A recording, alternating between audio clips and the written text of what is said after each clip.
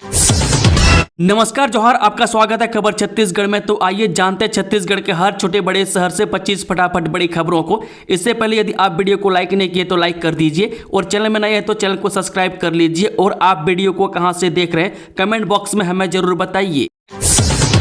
मेहतारी बंधन योजना में भ्रष्टाचार का आरोप, विपक्ष ने मंत्री को घेरा, जवाब से असंतुष्ट होकर किया वॉकआउट। ये छत्तीसगढ़ विधानसभा में आज मेहतारी बंधन योजना का मुद्दा जोर शोर से गूंजा। विपक्ष के सदस्यों ने इस योजना में भ्रष्टाचार का आरोप लगाते हुए विभागीय मंत्री को जमकर घेरा। मंत्री लक्ष्मी राजवाड़े विपक्ष के सवालों का असंतोषप्रद जवाब नहीं दे पाई, जिससे नाराज होकर कांग्रेस विधायकों ने सदन की कार्यवाही से वॉकआउट कर दिया। इन 4 जिलों में हुआ नए महिला थाने का शुभ आरंभ, 840 अभ्यर्थियों को मिला नियुक्ति पत्र। जाने पुलिस को लेकर क्या बोले सीएम। जब मुख्यमंत्री विष्णुदेव साय ने नेताजी सुभाष चंद्र बोस राज्य पुलिस अकादमी चंदखुरी में उप निरीक्षक संवर्ग के 840 चयनित अभ्यर्थियों को नियुक्ति पत्र प्रदान किया। इस दौरान सीएम ने कहा, राज्य में पुलिस बल की क्षमता और कार्यकुशलता बढ़ाने के लिए सरकार लगातार प्रयासरत है। पुलिस का कार्य केवल अपराधियों को पकड़ने तक सीमित नहीं है, बल्कि समाज में सुरक्षा और विश्वास का वातावरण निर्मित हो, यह सुनिश्चित करना भी पुलिस विभाग की जिम्मेदारी है। उन्होंने कहा कि पुलिस बल का कार्य लोगों के बीच शांति, विश्वास और सहयोग को बढ़ावा देना भी है। भूपेश बघेल के घर छापेमारी के बाद ईडी की गाड़ियों पर हमला, 15 से 20 लोगों के ऊपर मामला दर्ज। जब छत्तीसगढ़ के पूर्व मुख्यमंत्री और कांग्रेस के वरिष्ठ नेता भूपेश बघेल के ठिकानों पर छापेमारी करने गए प्रवर्तन निदेशालय यानी कि ईडी के अधिकारियों की गाड़ियों को रोकने और उनके शीशे तोड़ने के आरोप में कांग्रेस कार्यकर्ताओं के खिलाफ मामला दर्ज किया गया। पुलिस अधिकारियों ने बताया कि सोमवार रात एक प्राइवेट गाड़ी के ड्राइवर ने पुरानी भिलाई थाने में शिकायत दी थी, जिसके आधार पर एफआईआर दर्ज की गई है। अमन साहू मारा गया, झारखंड पुलिस ने कुख्यात गैंगस्टर को एनकाउंटर में मारा। झारखंड के कुख्यात गैंगस्टर अमन साहू को एनकाउंटर में ढेर कर दिया गया। झारखंड पुलिस अमन को रायपुर जेल से रिमांड पर रांची ले जा रही थी। पलामू में पुलिस टीम पर बम से हमला किया गया और अमन ने इंसास राइफल छीनकर भागने की कोशिश की। इस दौरान वह मुठभेड़ में मारा गया। में एक पुलिसकर्मी भी जख्मी हुआ है। पिछले दिनों बरियातू में कोयला ट्रांसपोर्टर को गोली मारकर घायल किए जाने के मामले में पुलिस ने अमन गैंग के शूटर्स को गिरफ्तार किया था। इसी मामले में अमन साहू को रायपुर जेल से रांची लाया जा रहा था। गैंगस्टर अमन से रांची पूछताछ करना चाहती थी। हजारीबाग जिले में एनटीपीसी डीजीएम कुमार गौरव की हत्या के मामले में भी उससे पूछताछ होनी थी। भूपेश बघेल के बेटे पर लटकी गिरफ्तारी की तलवार, रेड के बाद ईडी ने किया गिरफ्तार।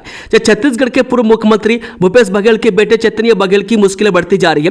एक दिन पहले ही प्रवर्तन निदेशालय यानी कि ईडी की छापेमारी के बाद उन पर गिरफ्तारी की भी तलवार लटक गई है। ईडी ने चैतन्य को पूछताछ के लिए दफ्तर बुलाया। छत्तीसगढ़ के कथित शराब घोटाले में उनसे मंगलवार को पूछताछ होगी। माना जा रहा है कि यदि ईडी उनके जवाबों से संतुष्ट नहीं हुई तो गिरफ्तार भी कर सकती है। छत्तीसगढ़ के इस जिले में देखा गया इच्छाधारी नाग नागिन। रात के अंधेरे में मनुष्य का रूप धारण करते थे सांप। जब पौराणिक कथाओं में इच्छाधारी नाग नागिन की कहानियां प्रसिद्ध हैं। इन कहानियों में नाग नागिन को ऐसा जीव बताया गया जो किसी का भी रूप धारण कर सकते हैं और कई सालों तक जिंदा रह सकते हैं। ऐसा आपने सुना होगा कि अगर नाग को कोई मार दे तो उसका बदला नागिन लेती है और अगर नागिन को कोई मार दे तो उसका बदला नाग लेता है। इनकी कहानियां पुरानी कथाओं जैसे कि रामायण, महाभारत और पुराणों में पाई जाती हैं। इन कथाओं में उनकी शक्तियों और रूपों का वर्णन किया गया। छत्तीसगढ़ में महेंद्रगढ़ जिले के पास एक गुफा है। यहाँ के लोगों का कहना है कि आज भी नाग नागिन उनके सपनों में आते हैं। यह नाग गुफा पहाड़ों, चट्टानों और हरे भरे जंगलों से भरी हुई है। लोगों की मान्यताओं के मुताबिक इस गुफा में कभी इच्छाधारी नाग और नागिन रहते थे, जो रात के अंधेरे में मनुष्य का रूप धारण करके मनुष्यों जैसे ही क्रिया करते थे। पार्टी के खिलाफ वोट देने वाले 2 पार्षदों को भाजपा ने 6 साल के लिए किया निष्कासित। रायगढ़ जिले के घरघोड़ा नगर पंचायत उपाध्यक्ष चुनाव में भाजपा प्रत्याशी के खिलाफ वोट देने वाले 2 नेताओं को पार्टी ने बाहर का रास्ता दिखा दिया। बीजेपी ने श्याम भोजवानी और अनिल लाकड़ा को 6 साल के लिए पार्टी से निष्कासित कर दिया। बता दें कि प्रदेश महामंत्री जगदीश रामू रोहरा ने निष्कासन आदेश जारी कर दिया है। साय कैबिनेट की बैठक, आज कई बड़े फैसलों पर लग सकती है मुहर। छत्तीसगढ़ के सीएम विष्णुदेव साय कैबिनेट की बैठक बुधवार को यानी कि आज को होगी। यह बैठक शाम 6 बजे मंत्रालय महानदी भवन में होगी। कैबिनेट बैठक में विभिन्न मुद्दों पर चर्चा होगी। कैबिनेट की बैठक में कई बड़े निर्णय लिए जा सकते हैं। बैठक में सरकार के आगामी एजेंडे को लेकर भी अहम फैसले लिए जाने की भी संभावना है। कैबिनेट में अन्य विभागों के प्रस्तावों पर भी चर्चा कर निर्णय लिए जाएंगे। वहीं सत्र के दौरान लिए जाने वाले नए निर्णयों पर भी मंथन होगा। कोहली के आउट होने से 8वीं क्लास की छात्रा को आया हार्ट अटैक, अस्पताल में हुई मौत। जब क्रिकेट का जुनून भारतीयों के दिलों में गहराई तक समाया हुआ है और जब बात विराट कोहली की हो तो फैंस की दीवानगी अपने चरम पर होती है। हाल ही में भारत और न्यूजीलैंड के बीच हुए चैंपियंस ट्रॉफी फाइनल में कोहली के जल्दी आउट होने के बाद एक दिल दहला देने वाली घटना घटी। वह कक्षा 8वीं की छात्रा प्रियांशी पांडे, जो मैच का आनंद अपने परिवार के साथ ले रही थी, को कोहली के आउट होने के बाद गहरा सदमा लगा। वह कोहली ने 2 गेंदों पर सिर पे 1 रन बनाकर रन आउट हो गए थे, जो कि उनके प्रशंसकों के लिए निराशाजनक पल था। जैसे ही कोहली आउट हुए, प्रियांशी को दिल का दौरा पड़ा और उसे तत्काल हॉस्पिटल ले जाया गया, लेकिन अस्पताल पहुंचने पर डॉक्टरों ने उसे मृत घोषित कर दिया। दर्दनाक हादसे में 12 की मौत, हाईवे पर पलटी बस से 45 लोग घायल। जब दक्षिण अफ्रीका के जोहान्सबर्ग शहर में दर्दनाक हादसा हो गया। यहां एक बस के पलट जाने से 12 लोगों की मौत की खबर है, वहीं 45 लोग घायल बताए जा रहे हैं। मौके पर पहुंचे पुलिस की टीम राहत बचाव कार्य में जुट गई है। बता दें कि बस जोहान्सबर्ग के पूर्व में स्थित टाउनशिप कैटल हॉन्क से लोगों को ले जा रही थी। वह दुर्घटना स्थल से 9 पुरुषों और 3 महिलाओं के शव बरामद किए गए। दुर्घटना में कोई अन्य वाहन शामिल नहीं था और अधिकारी अभी तक कारण का पता नहीं लगा पाए। वह पुलिस जांच कर रही है।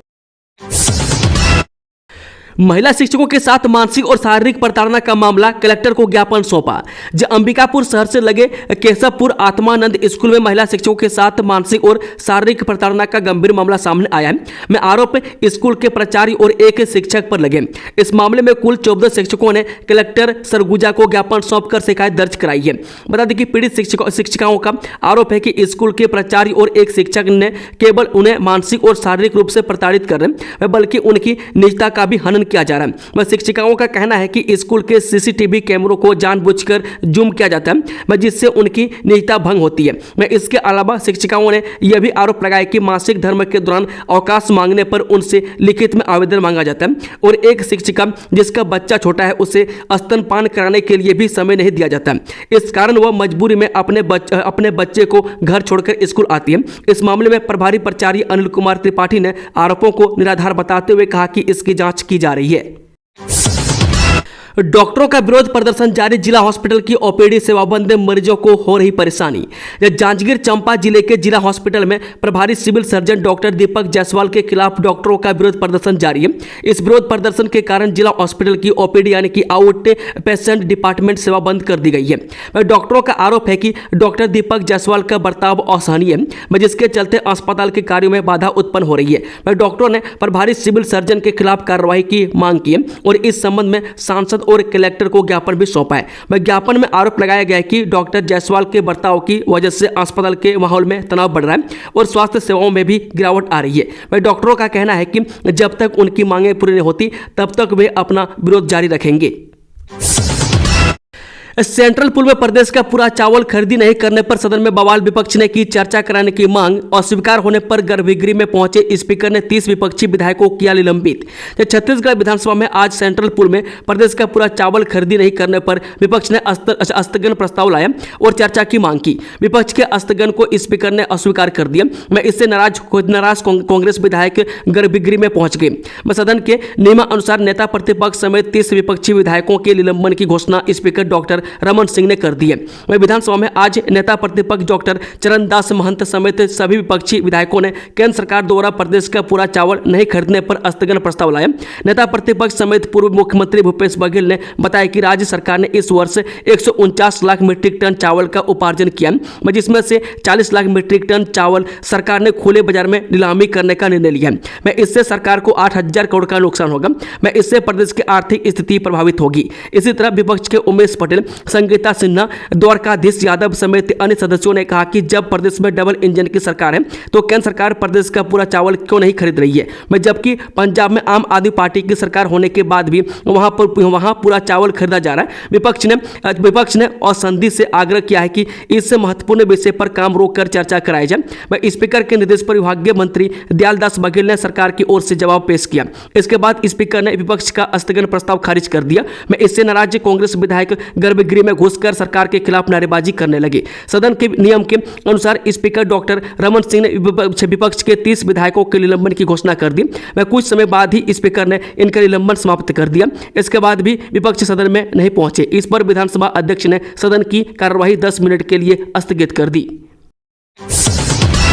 देवभोग छत्तीसगढ़ ड्राइवर महासंगठन की 230 किलोमीटर लंबी पदयात्रा 19 मार्च को रायपुर पहुंचेगी। यह छत्तीसगढ़ ड्राइवर महासंगठन के नेतृत्व में ड्राइवरों की सुरक्षा, कल्याण और सम्मान के लिए एक विशाल पदयात्रा का आयोजन किया जा रहा है। इस पदयात्रा की शुरुआत छत्तीसगढ़ उड़ीसा बॉर्डर से हुई है और यह 18 से 19 मार्च तक 230 किलोमीटर की यात्रा करते हुए राजधानी रायपुर पहुंचेगी। 19 मार्च को रायपुर के तूता मैदान में महासंगठन के सदस्य अपनी प्रमुख मांगों को सरकार के सामने प्रस्तुत करेंगे। अवैध शराब की बिक्री करने वाली एक महिला को पुलिस ने किया गिरफ्तार। जिले के चंपा पुलिस टीम के द्वारा रेड कार्रवाई कर ग्राम कोसमंदा से आरोपी रानी कोसी के निवासी ग्राम कोसमंदा थाना चंपा को पकड़ा, जिसके कब्जे से 5-5 लीटर वाली जरीकन में रखी कुल 10 लीटर अवैध कच्ची महुआ शराब को जब्त किया और धारा 34 क्लॉज 2 आबकारी एक्ट की कार्रवाई के जरिए आरोपियों को विधिवत गिरफ्तार कर दिनांक 10/3/25 को न्यायिक रिमांड पर भेज दिया है। फर्जी तरीके से मोबाइल सिम जारी करने वाली जियो कंपनी के डिस्ट्रीब्यूटर सहित फरार आरोपियों को किया गिरफ्तार। जांजगीर चंपा पुलिस मुख्यालय रायपुर के निर्देशन में जिले में फर्जी तरीके से मोबाइल सिम नंबर जारी करने वाले मोबाइल दुकान संचालकों के खिलाफ सख्त कार्रवाई की जा रही है। वरिष्ठ पुलिस अधीक्षक श्री विवेक शुक्ला और अतिरिक्त पुलिस अधीक्षक श्री उमेश कुमार कश्यप के कुशल मार्गदर्शन में थाना जांजगीर पुलिस एवं साइबर सेल जांजगीर चंपा की टीम ने संयुक्त रूप से कार्रवाई करते हुए एक मोबाइल दुकान पर रेड की। इस रेड के दौरान जांजगीर के फन मोबाइल नेला में संचालित एक दुकान पर फर्जी सिम कार्ड बनाने की गंभीर जानकारी सामने आई है। छत्तीसगढ़ में नई क्रांति, परमाणु ऊर्जा से बनेगी बिजली, 3 लाख करोड़ के निवेश प्रस्ताव को मिली मंजूरी। छत्तीसगढ़ ऊर्जा क्रांति की ओर अब तेजी से आगे बढ़ रही है। दरअसल छत्तीसगढ़ एनर्जी इन्वेस्टर समिट में देश की कई बड़ी कंपनियों ने लगभग 3 लाख करोड़ से भी अधिक के निवेश का ऐलान किया, जिसमें जिंदल, अदानी और एनटीपीसी समेत कई कंपनियों ने निवेश करेगी। बता दें, परमाणु ऊर्जा के क्षेत्र छत्तीसगढ़ पहले से ही बिजली के मामले में सरप्लस है। इसी के साथ प्रदेश में निजी क्षेत्र के उत्पादन में छत्तीसगढ़ देश में नंबर 1 है। बताया जा रहा है कि इस निवेश से राज्य में परमाणु, थर्मल, सीर और पंप स्टोरेज जैसे क्षेत्रों में बिजली उत्पादन के नए प्रोजेक्ट शुरू होंगे, जिससे न केवल उद्योगों को फायदा मिलेगा बल्कि आम लोगों को भी सस्ती और निरंतर बिजली मिल सकेगी। पुलिस और यातायात विभाग की अवैध वसूली पर उठा सवाल। बड़े वाहनों पर 600 तो छोटे वाहनों से 300 रुपये की होती है वसूली। जब भाटापारा पुलिस द्वारा शराब पीकर वाहन चलाने वालों के खिलाफ की जा रही कार्रवाई के बारे में तो खबरें आती रहती है, लेकिन अब भाटापारा यातायात विभाग की एक और गतिविधि सामने आई है, जो चर्चा का विषय बन गई है। सूत्रों के अनुसार भाटापारा में कई लोग इस बात की शिकायत कर रहे हैं कि यातायात विभाग के अधिकारी मालवाहक वाहनों से अवैध वसूली कर रहे हैं। विभाग द्वारा टोकन सिस्टम लागू किया गया, जिसके तहत उन वाहनों को जो भाटापारा में माह में कई बार आते जाते हैं, एक निर्धारित शुल्क के बदले टोकन जारी किया जाता है। इस व्यवस्था के तहत बड़े मालवाहक वाहनों को 1 माह के लिए 600 रुपये का टोकन दिया जाता है, जबकि छोटे मालवाहक वाहनों के लिए यह शुल्क 300 रुपये रखा गया है। जेपी नड्डा 24 को आएंगे छत्तीसगढ़, किरण देवी की बनेगी नई कार्यकारिणी टीम, विभिन्न विषयों पर होगी चर्चा। जब भाजपा के राष्ट्रीय अध्यक्ष जेपी नड्डा का कार्यकाल समाप्त होने वाला है, जिससे पहले 24 मार्च को उनके रायपुर आने की संभावना है। उनके अध्यक्ष के रूप में इस अंतिम दौरे के बाद ही भाजपा के प्रदेश अध्यक्ष किरण देव की नई कार्यकारिणी बनेगी। इस दौरान ही किरण देव की नई टीम में कई बदलाव होंगे, जहां पर मोर्चा प्रकोष्ठ में नए चेहरे नजर आएंगे और कार्यकारिणी में भी कुछ पदाधिकारी बदले जाएंगे। जानकारी के मुताबिक ज्यादातर संयोजकों और मोर्चा प्रकोष्ठ के अध्यक्ष का कार्यकाल भी पूरा होने वाला है। भूपेश बघेल के घर ईडी के छापे के बीच बिलासपुर कांग्रेस से पीसीसी सचिव सुधांशु मिश्रा गिरफ्तार, जाने पूरा मामला। जब पूर्व सीएम व कांग्रेस नेता भूपेश बघेल के घर पर ईडी के छापे को लेकर छत्तीसगढ़ में राजनीति गरमाई हुई है। इस बीच बिलासपुर में पीसीसी सचिव सुधांशु मिश्रा को सरकंडा थाना पुलिस ने गिरफ्तार कर केंद्रीय जेल भेज दिया है। सुधांशु मिश्रा की गिरफ्तारी जमीन घोटाले के एक बड़े मामले में हुई है। मिश्रा पर खसरा नंबर बदलकर किसी और की जमीन बेचने का गंभीर आरोप है। पुलिस ने उनके खिलाफ धोखाधड़ी, जालसाजी और भ्रष्टाचार निवारण अधिनियम सहित कई धाराओं के तहत मामला दर्ज किया। छत्तीसगढ़ के इस गांव में अनोखी प्रथा 150 सालों से ग्रामीणों ने नहीं खेली होली। जो होली रंगों का त्यौहार है, भारत के हर शहर, कस्बे और गांव में रंग गुलाल उड़ाकर लोग बुरा ना मानो होली है यह कहकर नाच गाकर होली का त्यौहार मनाते हैं। हर कोई खुशी से सराबोर होता है, लेकिन कोरबा जिले में एक गांव ऐसा है जहां होली का रंग नहीं पड़ता। आपको जानकर ताज्जुब होगा कि इस गाँव में पिछले 150 सालों से होली नहीं मनाई गई।